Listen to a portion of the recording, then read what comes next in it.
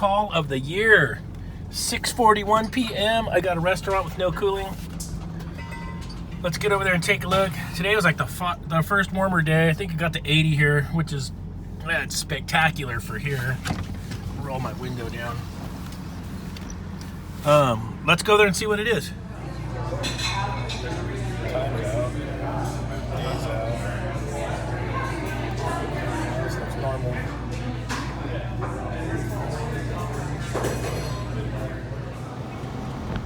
It's up here, it's running.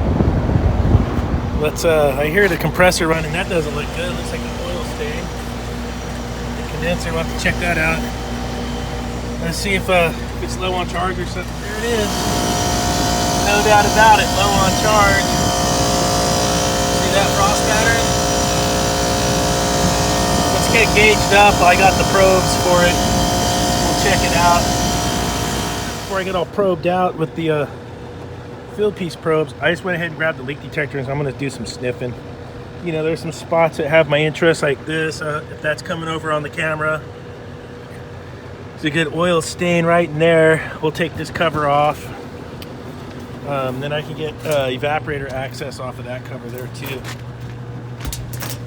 And I just figured we'll just go straight for a leak check with the H10. See where that gets us. Bring the leak detector out. Look, I took that cover off and look, check it out. Hope that's coming through.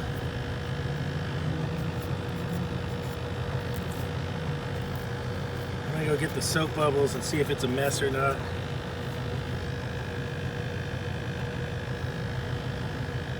Let me turn the camera like that. You can see this is all oily up in here.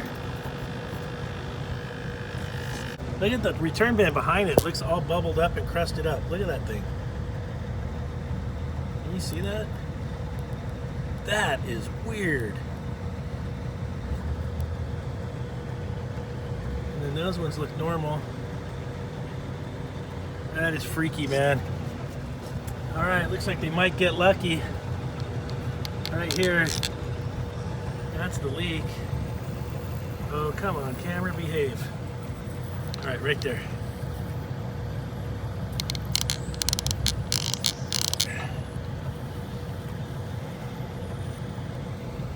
There on the bottom. Okay, so this system's R22. It's an old R22 system, 11.8 pounds. A lot of you guys know I don't use R22 or buy it. It's getting late in the evening. I'm gonna make this repair tomorrow. So it's like 7 o'clock at night. I'll show you guys how I'm gonna convert this to R407C. There's a product out there you can add to the system that they claim will make the refrigerant attached to the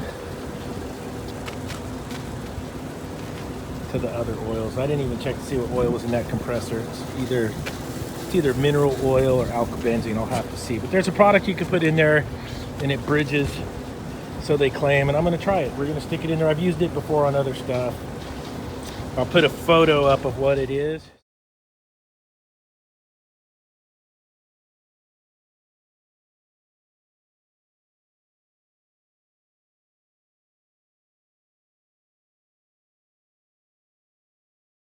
So tomorrow we'll come out, recover what's left, fix that leak that's right here. You can see it really clear now that the sun's out of the way. Let's see. Right there where the white spot is. We'll try and flow some solder on there and see if we can get it to seal up. Do a good pressure test on it. And then if that's the case, pull the vacuum and switch it over to 407C. And that will be tomorrow. And we'll see how we make out on that. So I took the terminal off the contactor, turned the disconnect back on, so that I keep hitting buttons on the phone. So the unit will at least circulate some air into the restaurant. You guys see me work on this unit before, and that's got a leaky condenser, so we'll try and patch it up one time.